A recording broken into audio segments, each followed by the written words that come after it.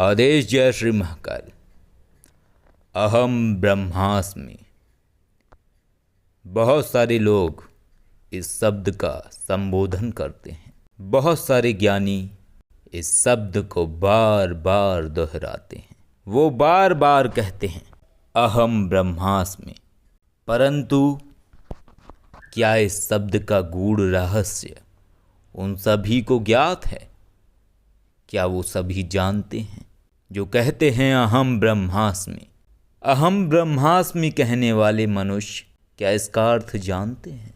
इसका अर्थ उतना ही कठिन है समझना जितना कठिन है स्वयं की संतान को स्वयं के हाथों से बलिदान करना। अर्थात जिस दिन मनुष्य अहम ब्रह्मास्मि बोलता है, बिना इस शब्द को जाने विनाश की गति बढ़ने लगती है उसके जीवन में।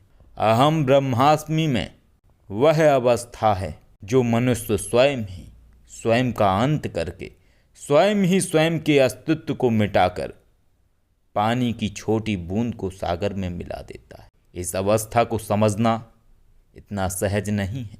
और जब जो बूंद सागर में मिल गई, वह ये कभी कह ही नहीं पाई कि मैं ही सागर हूँ। इसी तरह अहम ब्रह्मास्मि है। जो पा लेता है वह कहने लायक ही नहीं रह जाता कि मैं ब्रह्म ज्ञानी हूँ।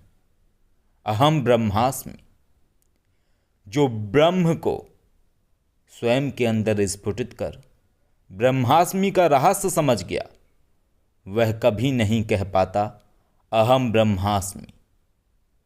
यह सत्य जब घटित हो जाता है तो शेष रह जाता है सिर्फ मुक्तानंद, जहाँ स्वतंत्रता है अनंत की यात्रा की और अनंत गहराइयों की स्वतंत्रता। वहाँ कोई बंधन नहीं है, वहाँ सिर्फ है तो मुक्तानंद। यदि स्पष्ट शब्दों में मैं कहूँ तो कोई भी खुफिया दस्ता यह नहीं कहता कि वह खुफिया दस्ता है और अपने सुप्रीमो के लिए कार्य करता रहता है, क्योंकि गोपनीयता ही तो उसके अस्तित्व का बोध है। जो कहता फिरता है मैं गोपनीय दस्ता का सदस्य हूँ, मैं जासूस हूँ, मैं एजेंट हूँ, वह कभी था ही नहीं, उसका हिस्सा ही नहीं था वो कभी। ऐसा ही खेल है परमात्मा का। जो पा गया वो बोल ही नहीं सकता कि उसने पा लिया है, और जो बोल रहा है कि उसने पा लिया है वह कभी पा ही नहीं सका।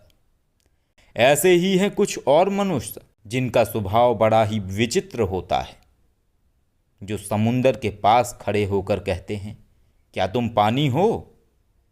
मगर यह नहीं सोचता वो मनुष्य कि समुंदर कभी बोला नहीं करते कि उनमें पानी है। आदेश जय श्री महाकाल।